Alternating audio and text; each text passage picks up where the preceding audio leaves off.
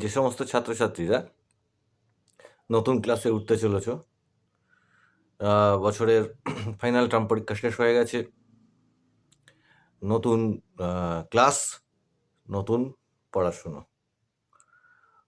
তো তাদের জন্যে এবং বিশেষত তাদের মধ্যে যারা তোমরা কি বলে ক্লাস 10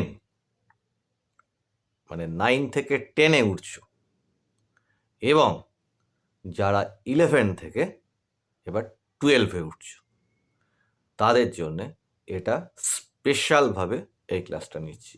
আমি এই ধরনের ক্লাস এর আগে নিয়েছি, কিন্তু হতে পারে এই ক্লাসটা একটা রিপিট এপিসোড ধরনের, কিন্তু ভীষণ জরুরি তোমাদের জন্যে যারা নতুন ক্লাসে উঠছো, ছোট ক্লাসের যারা আছো, এবং যারা তোমরা ক্লাস 10 এবং 9 তাদের জন্যে ভীষণ, এই ক্লাস 10 এবং ক্লাস 12 যারা উঠবে আর কয়েকদিনের মধ্যে, তাদের জন্যে ভীষণ জরুরি। দেখো, আর কদিনের মধ্যে তোমাদের ক্লাস স্কুল শুরু হয়ে যাবে। তাহলে এই যে পরীক্ষা হয়ে যাওয়া এবং ক্লাস শুরু হওয়া, এর জন্যে আমি স্পেশালি এর আগে একটা ক্লাস নিয়েছি, তার নাম হচ্ছে প্রি সিজন প্র্যাকটিস। সারা বছর যদি মানে পড়াশুনো নিয়ে দুশ্চিন্তা না করতে হয়, সারা বছর যদি পড়ার পিছনে তোমায় না ছুটতে হয়, পড়া যেন তোমার পিছনে ছোটে, সেটা যদি করতে হয়, তাহলে এই ক্লাসটা মন দিয়ে দেখো। চলো আসল বিষয়টা বলি। সেটা হচ্ছে যে ম্যাক্সিমাম ক্ষেত্রে যেটা দেখা যায়, যে তুমি পড়াশুনো করছো, স্কুল চলছে, কোচিং ক্লাস চলছে, বা প্রাইভেট টিউশনে তোমার পড়া চলছে, একটা করে টার্ম আসছে, সেই কোর্স অনুযায়ী যতটা পড়া হচ্ছে তুমি ততটা পড়ছো, এবং পড়েও সেই টার্মের পরীক্ষা যখন আসছে তখন একেবারে মাথা খারাপ অবস্থা, তাতেও যেন তোমার পুরো কমপ্লিট হয়নি।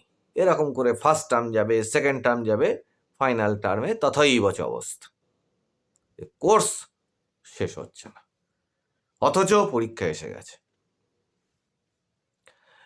খুব সহজে এই পরিস্থিতি থেকে তোমরা মুক্তি পেতে পারো। কিভাবে? ব্যাপারটা হচ্ছে, আমি অনেকগুলো ক্লাসকে, আমার পিছনের অনেকগুলো ক্লাসের বিষয়বস্তুকে যদি ছোট করে দুটো ভাগে বলি, 1-2 লাইনে, সেটা হচ্ছে কি, যে তোমরা বিভিন্ন খেলাধুলো, তার মধ্যে মোবাইল গেম হোক, বিভিন্ন পত্রপত্রিকা পড়া বলো, টিভি দেখা বলো, এগুলো ঠিক যতটা আগ্রহ নিয়ে করো,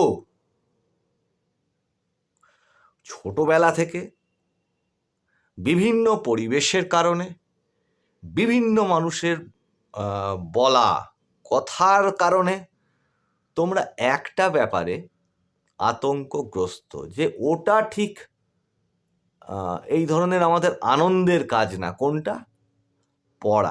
পড়াটা হচ্ছে একটা কাজ, এবং সেটা একটা বিরক্তির কাজ।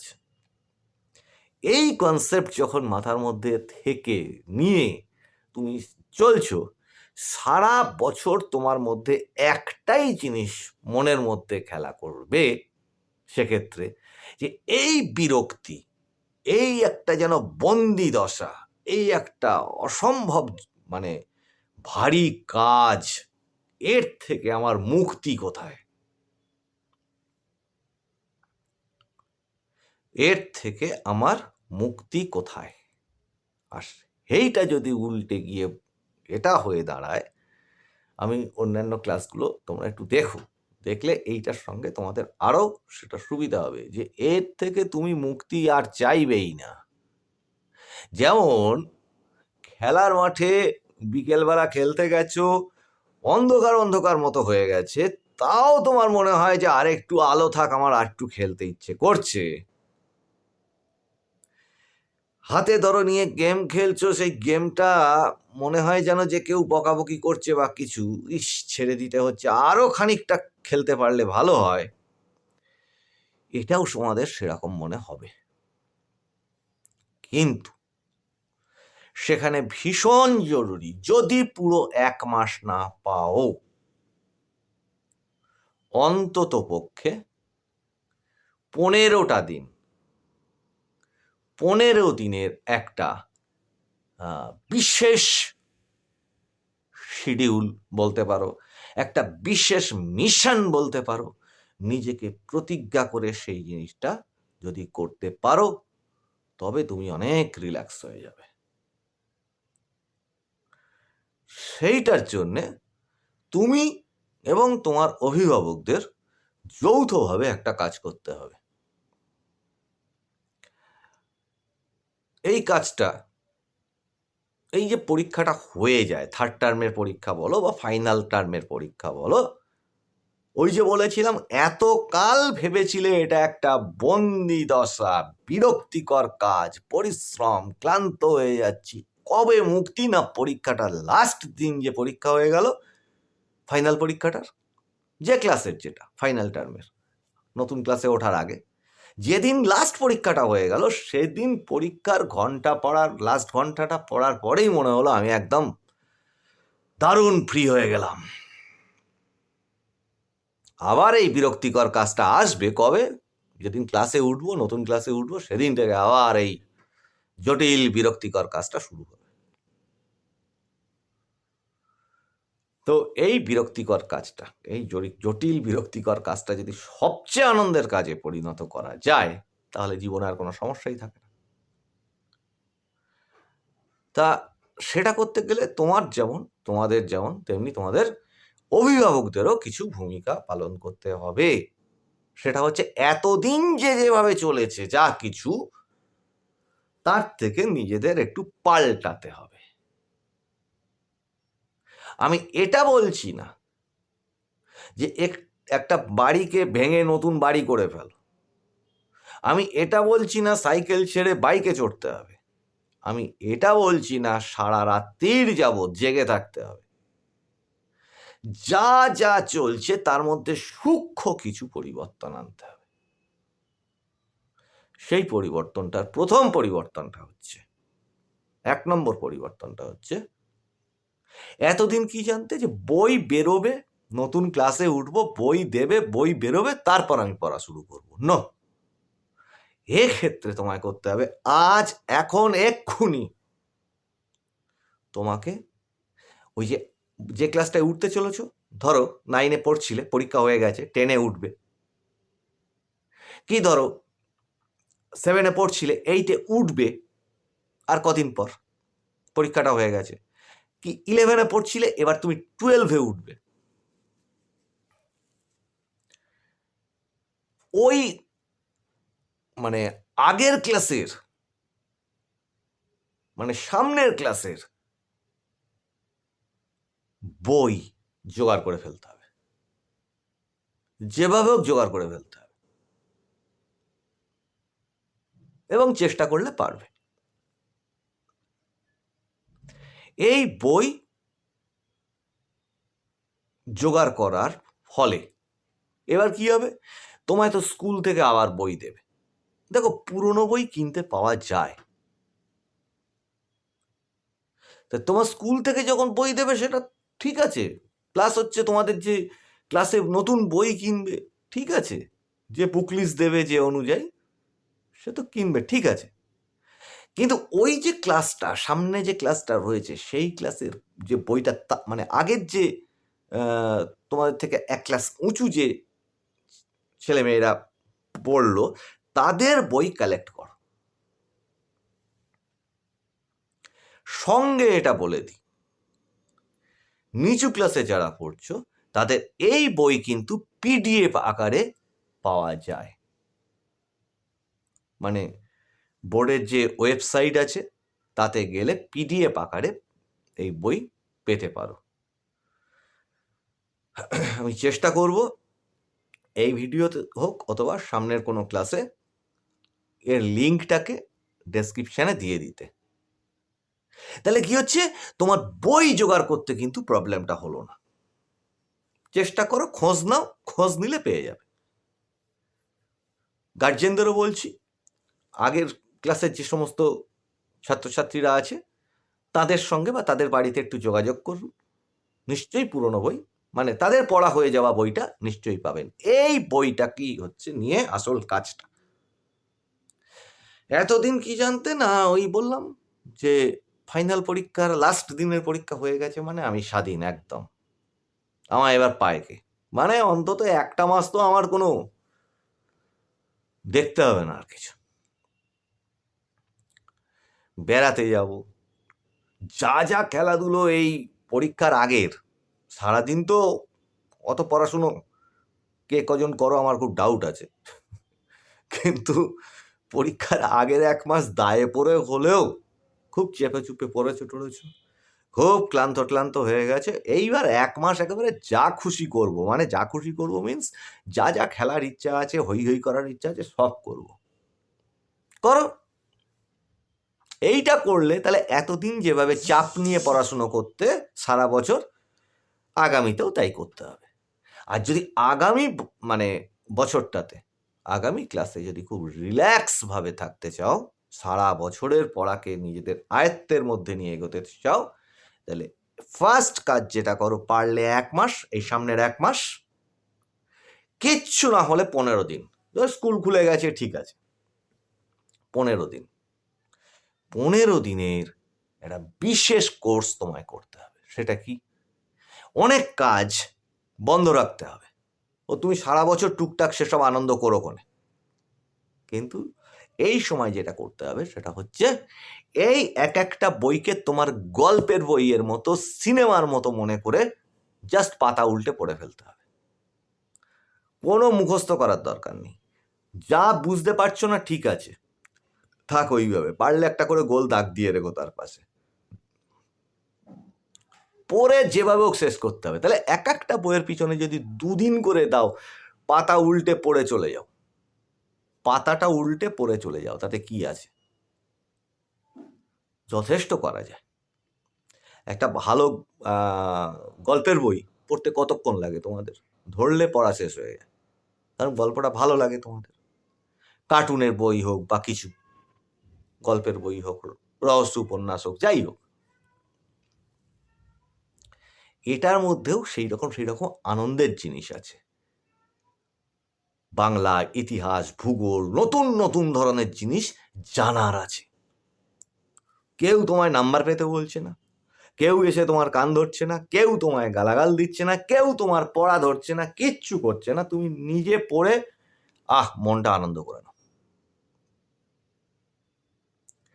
15 দিনের মাথায়, এবং এটা সারাদিনে ভালো করে করো। এটা ভেবে তুমি যদি এটা ভাবতে পারো যে এটা আমার ছুটি নয়, তবে তুমি সারা বছর নিজেকে অল্প অল্প ছুটি দিতে পারবে। তোমার আগে পড়া শেষ হয়ে যাবে, দেখবে স্কুলের পড়া তারপর হচ্ছে, তোমার পড়া আগে কমপ্লিট হয়ে থাকছে।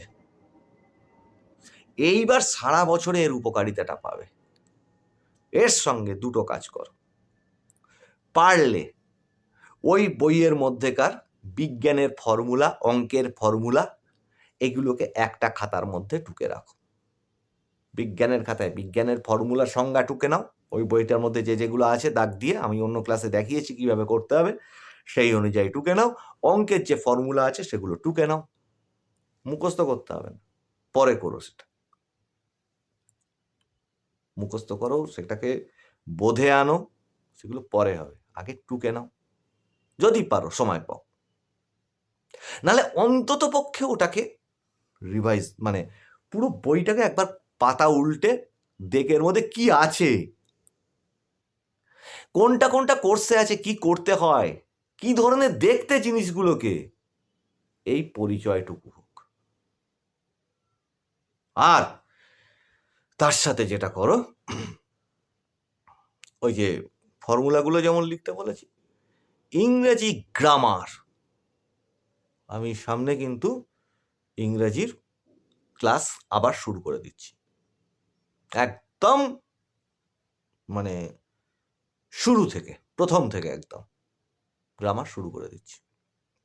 সেটাতে দেখবে ইংরেজি গ্রামারটা যদি এই প্রিসিজনের মধ্যে যতটা তুমি জানো, যতটা নিচু ক্লাস থেকে এখনো পর্যন্ত জানো, ভার্ব, টেন্স, আর্টিকেল, প্রিপোজিশন, যেটুকু নিচু ক্লাসে পড়েছো, এই ক্লাসে না, ওই নিচু ক্লাসের বই নিয়ে গ্রামারটাকে প্রতিদিন রিভাইজ দাও। যা জানো সেটুকু পড়ো।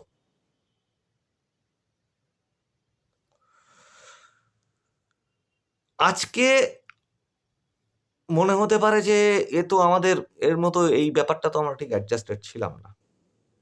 পুরো জিনিসটার সুফল ভোগ করবে সারা বছর, শুধু না, এইবার যখন ফাইনাল পরীক্ষা দিতে যাবে, যারা বিশেষত সামনের বছর 10-এ উঠছো, সামনের বছর মাধ্যমিক, যারা এবার 12-এ উঠছো, সামনের বছর এইচএস, সামনের বছর নিট, জেই, তারা যদি এই জিনিস করো, এর সুফল তুমি পাবে, সারা বছর পাবে।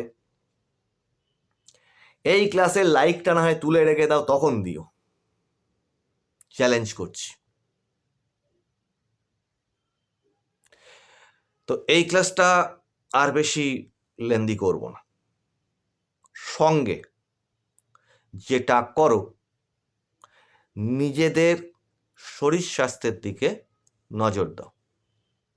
শরীরকে কষ্ট দিয়ে, মানে তুমি পড়তে বসছো, সেই সময় তোমার শরীরে কোনো কষ্ট হয় যদি, সেইটা করলে কিন্তু ভালো পড়া হয় না। তো এই সময় এই যে প্রিসিজনটা আছে, এটাতে অবশ্যই খেলাধুলো করো কিছু, কিন্তু তার সঙ্গে একেবারে মানে ওই যে বলে পড়া থেকে ছিন্ন হয়ে গেছি, এই না, এটা করো না। পড়াটা টাচে থাকো, জাস্ট সামনের ক্লাসের বইগুলো জোগাড় করো, পাতা উল্টে দেখো, প্রশ্নগুলো যদি পাও, কোশ্চেন ব্যাংক প্রশ্নগুলো দেখো, তার সাথে পরিচিত হও। আর গ্রামার করো, অঙ্কের ফর্মুলাগুলো পারলে লেখো, মুখস্থ করো। মুখস্থ যদি, আমি মুখস্থ করতে সাধারণত বলি না, তার কারণ হচ্ছে সেগুলো বোঝার জিনিস। বিজ্ঞানের ফর্মুলাগুলো, রিয়াকশানগুলো পারলে টুকে নাও, আলাদা আলাদা খাতায় এই কাজগুলো করে নাও। আমার পিছনের ক্লাসগুলো দেখে নিলে ওইগুলো ভালো করে বুঝতে পারবে। প্রত্যেকটা ক্লাসে আমি এইগুলো বুঝিয়েছি। আজকের ক্লাস এই পর্যন্ত। টপার টাস্কে এতক্ষণ আমি প্রবীর রায়চৌধুরী তোমাদের সঙ্গে ছিলাম। এই চ্যানেল তাদের দেখার জন্যে যাদের কেউ দেখিয়ে দেওয়ার নেই। তোমরা সাবস্ক্রাইব করো, তোমাদের যদি ভালো লাগে লাইক করো, আর যাদের কেউ দেখিয়ে দেওয়ার নেই তাদের জন্য প্রয়োজনে পারলে একটু শেয়ার করে দিও। আর বিশেষত প্রত্যেক ক্লাসে আমি যেটা বলি, তোমাদের কোনো অসুবিধা হলে সে অসুবিধার কথাটা আমাকে কমেন্টে জানাও, আমি সেইটা বুঝতে পারবো তোমাদের কোথায় অসুবিধা হচ্ছে পড়ায়। সর্বক্ষণ তোমাদের সঙ্গে আছি। চলো, দেখা হচ্ছে আবার সামনের ক্লাসে।